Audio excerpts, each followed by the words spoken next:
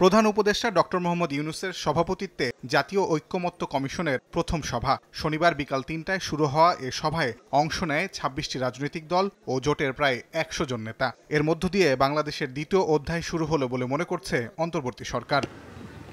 বৈঠক থেকে বেরিয়ে অভ্যুত্থানকারী তরুণদের প্ল্যাটফর্ম, বৈষম্য বিরোধী ছাত্র আন্দোলন ও জাতীয় নাগরিক কমিটির নেতারা বলেন, আগে স্থানীয় সরকারের ভোট ও গণহত্যার বিচার নিশ্চিত করতে হবে। দলগুলো ছিল, সবাই এসছে, আমরা সবার মতামতের ভিত্তিতে আমরা সবাই একটা জায়গায় একমতে পৌঁছেছি যে পরবর্তী বাংলাদেশে আওয়ামী লীগ হচ্ছে একটি অপ্রাসঙ্গিক এবং আওয়ামী লীগকে নিষিদ্ধ করার প্রথম ধাপ হিসাবে আমরা আজকে যেটি প্রস্তাব করেছি সেটি হচ্ছে আওয়ামী লীগের নিবন্ধন বাতিল করে দেওয়ার। আমরা প্রত্যক্ষ এবং পরোক্ষ কোনো ধরনের নেগোসিয়েশনের চিহ্ন দেখতে চাই না।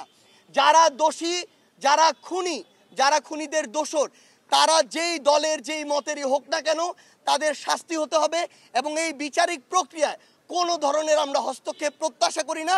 এটা আমরা আমাদের জায়গা থেকে স্পষ্ট করে দিয়েছি। বাংলাদেশের শেষ বা মুক্তির লড়াই, এই দেশের ভবিষ্যৎ একমাত্র যদি আমরা একটি গণপরিষদের মাধ্যমে নতুন সংবিধান উপহার দিতে পারি, সেটার মধ্যেই হবে। অর্ধেক পাউডারে দ্বিগুণ উজ্জ্বলতা, নতুন রিন অ্যাডভান্সড অর্ধেক পাউডারে দ্বিগুণ উজ্জ্বলতা। সংস্কার নিয়ে ঐকমত্যে পৌঁছানোর পর দ্রুততম সময়ের মধ্যে নির্বাচন চায় জামায়াত। এই সংস্কার কমিশনের চূড়ান্ত সিদ্ধান্তগুলো পৌঁছার পরে যথাশীঘ্র সম্ভব যাতে নির্বাচন অনুষ্ঠিত হয়।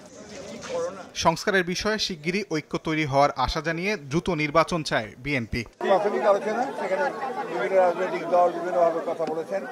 আমরা আশা করব যে খুব দ্রুত এই সংস্কারের যে ন্যূনতম ঐক্যমত্য তৈরি হবে সেটার উপর ভিত্তি করে অতি দ্রুত জাতীয় নির্বাচন অনুষ্ঠিত হবে, এটাই আমাদের প্রত্যাশা। ঐক্যমত্য প্রতিষ্ঠায় পরবর্তীতে আলাদাভাবে প্রত্যেকটি রাজনৈতিক দলগুলোর সঙ্গে আলোচনা করবে ঐক্যমত্য কমিশন।